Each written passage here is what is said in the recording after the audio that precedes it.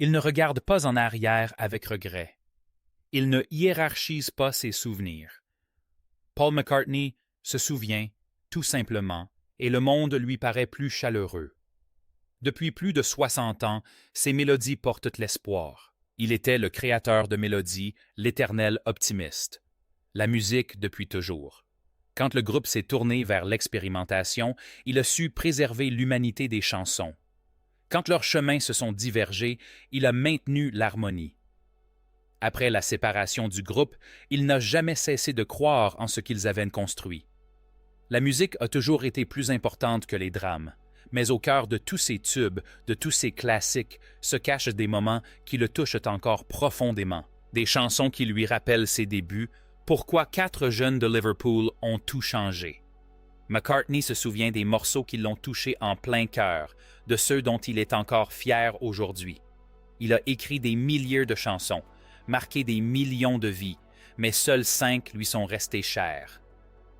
Voici les titres préférés de Paul McCartney des Beatles, celles qui définissent non seulement le groupe, mais aussi l'homme.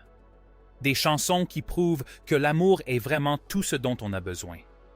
Le gardien de cet héritage en a choisi 5. Let It Be. Certaines chansons sont des messages. Celle-ci était une prière. Let It Be est apparu à Paul dans un rêve concernant sa mère. Quand je traverse des moments difficiles, la Vierge Marie vient à moi. Mary McCartney était décédée alors qu'il n'avait que 14 ans. Mais dans ce rêve, elle était de nouveau présente. Alors, quand quelqu'un que vous avez perdu vous apparaît en rêve, c'est un moment miraculeux, vous savez, parce que vous êtes avec lui. Je lui disais que tout irait bien, qu'il devait laisser les choses se faire naturellement. Paul se réveilla avec la mélodie complète en tête. Les paroles lui vinrent comme une évidence. Il s'assit au piano et joua ce dont il se souvenait. Il avait l'impression que sa mère était encore là, à ses côtés, le réconfortant quand il en avait le plus besoin. Elle était toujours là, celle qu'il avait perdue trop jeune. La chanson devint le dernier single des Beatles. Un message de paix au milieu du chaos, tout à fait approprié. Le groupe se désagrégeait autour de lui. Disputes quotidiennes, procès et avocats. Mais cette chanson rappelait à tous pourquoi ils avaient commencé, pourquoi la musique primait sur l'argent. L'enregistrement fut une expérience bouleversante pour chacun. La voix de Paul portait en elle des années de souffrance et de guérison. L'émotion gospel lui vint naturellement. Ce n'était plus une simple chanson populaire. C'était un hymne, une prière mise en musique, quelque chose qui dépassait toute personne. La mélodie au piano était simple mais parfaite. Paul ne cherchait ni à se mettre en avant, ni à impressionner. Il laissait simplement l'émotion s'exprimer à travers ses doigts. « Je voulais que ça ressemble à une étreinte maternelle », a-t-il dit. Quelque chose de chaleureux et de rassurant dans un monde froid, un rappel que l'amour ne meurt jamais vraiment. Les concerts avaient toujours quelque chose de sacré. Le public chantait en chœur comme à l'église. Paul voyait des gens pleurer au premier rang, non pas de tristesse, mais de reconnaissance. Chacun avait perdu un être cher. Chacun avait besoin d'entendre ses paroles. La chanson a réconforté des millions de personnes à travers le monde. On l'entendait aux funérailles et aux mariages, dans les hôpitaux et aux remises de diplômes, car Paul avait transformé son chagrin personnel en espoir universel. Il avait montré que lâcher prise ne signifie pas abandonner. Parfois, cela signifie avoir confiance que tout finira par s'arranger. Pour Paul, laisse faire représente le pouvoir de la foi. Comment une douleur personnelle peut devenir une guérison partagée? Comment les messages les plus simples touchent les plus profondément? 4. Penny Lane. Home n'est pas qu'un lieu. Parfois, c'est une chanson. Penny Lane n'avait rien à voir avec la frame ou l'originalité. Bennett y exposait des photos de tous ses clients. C'était un retour aux sources, aux rues de Liverpool et aux souvenirs d'enfance, à une époque où le monde semblait petit et où tout paraissait possible. Un peu comme Bart, avec ses photos. Du coup, vous voyez, c'est de là qu'est née l'idée. Un coiffeur expose des photos de tous ses clients. Paul a peint sa jeunesse en musique, et cela a rendu tout le monde nostalgique. La rue était réelle. Paul l'a parcouru tous les jours, enfant. Il connaissait le coiffeur, la banque, l'arrêt de bus. Chaque personnage de la chanson était quelqu'un dont il se souvenait. Le pompier avec son sablier, le banquier dans sa voiture. Ce n'étaient pas que des paroles, c'étaient des voisins. Les personnes qui ont marqué sa vie avant que la célébrité ne bouleverse tout à jamais. L'enregistrer, c'était comme construire une machine à remonter le temps. Paul voulait que chaque instrument contribue à l'histoire. Le solo de trompette n'était pas qu'un simple ornement, c'était le son du bonheur. Les harmonies n'étaient pas seulement jolies, elles exprimaient la fraternité. Chaque détail comptait, car c'était son enfance survinelle. Son cadeau à tous ceux qui ont un jour regretté leur jeunesse. La chanson est devenue bien plus qu'une simple chanson de nostalgie. Elle est devenue une échappatoire. Les auditeurs pouvaient se rendre à Penny Lane sans jamais mettre les pieds à Liverpool. Ils pouvaient ressentir cette chaleur, cette sécurité de connaître le nom de chacun. Paul avait créé un lieu où les étés semblaient interminables, où rien de mal n'arrivait jamais et où les amis ne partaient jamais. Les concerts faisaient toujours sourire Paul. Il voyait le public rêver de ses propres ruelles pittoresques, de ses propres lieux sacrés que le temps ne pouvait altérer.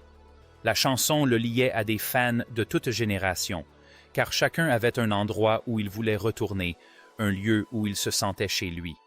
Pour Paul, Penny Lane prouve que les plus petits détails suscitent les plus grandes émotions. Grandir ne signifie pas oublier d'où l'on vient. Parfois, le meilleur chemin à suivre est de se tourner vers le passé avec amour plutôt qu'avec regret. 3. Hier, les rêves ne sont généralement pas accompagnés de mélodie. Celui-ci, si. Paul s'est réveillé un matin avec une chanson entière en tête. Chaque note était là. Chaque mot sonnait juste. Il s'est précipité vers le piano, craignant de la voir disparaître. Ce qui en est sorti, c'était hier. Hier, All My Troubles, la chose la plus sincère qu'il ait jamais écrite.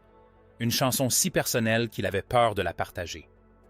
Au début, il a cru l'avoir plagiée. La mélodie était trop parfaite, trop aboutie. Il l'a jouée à ses amis, leur demandant s'ils la connaissaient. Personne ne la connaissait, mais tous avaient l'impression qu'ils auraient dû la connaître. C'était le genre de chanson qui semblait avoir toujours existé, comme si Paul l'avait découverte plutôt que de la composer. Les Beatles ne savaient pas quoi en faire. Elle était trop triste, trop lente, trop différente de leur style. John et George ne trouvaient pas leur place. Ringo n'avait rien à jouer. Alors Paul l'enregistra seul, accompagné d'un simple quatuor à cordes.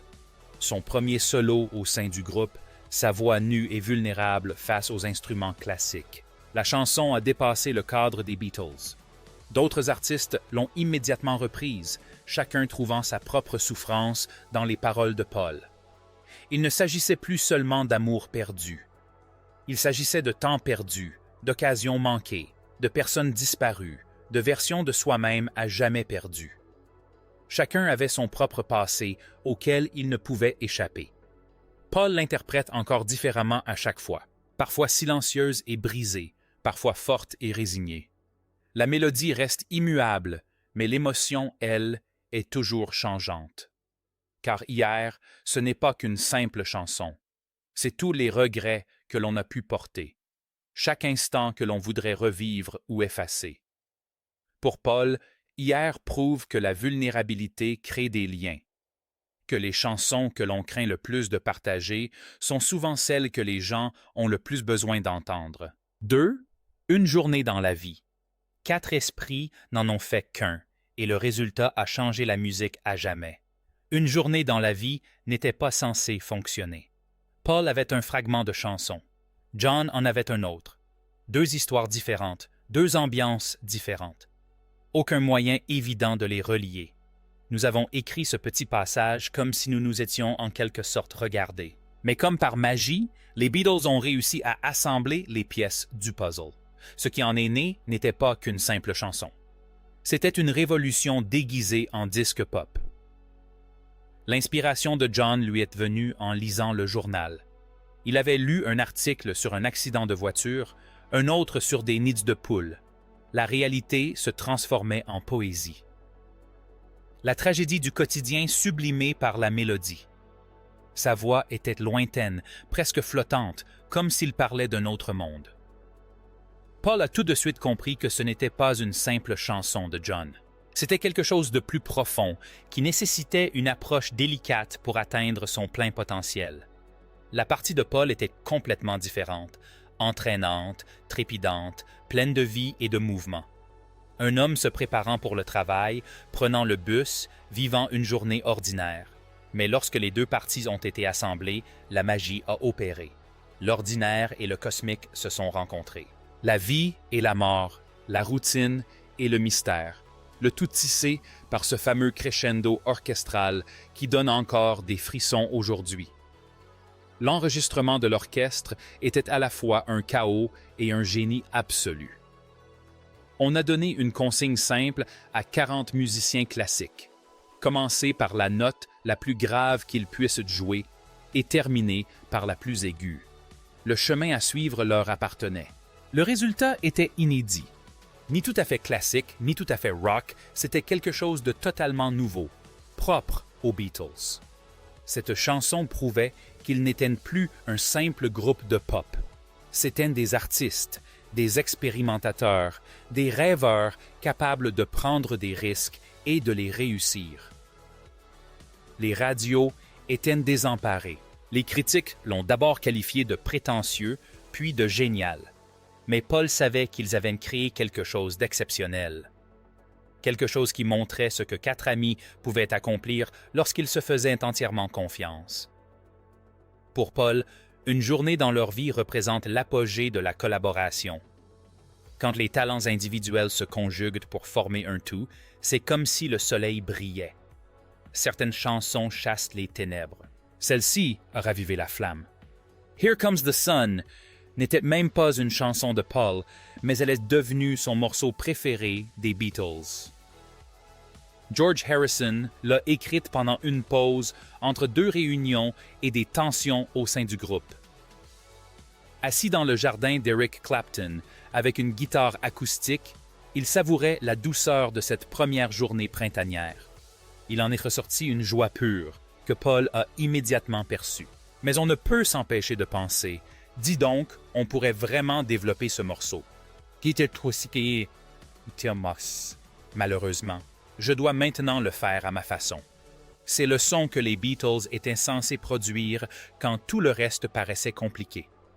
George avait toujours été le plus discret, le chercheur spirituel, celui qui trouvait la paix dans les choses simples. Cette chanson résumait tout cela en 3 minutes. Les paroles, d'une joie presque enfantine, étaient justement ce qui les rendait parfaites. Après des années d'arrangements complexes et de thèmes profonds, voici enfin une chanson qui célébrait la vie.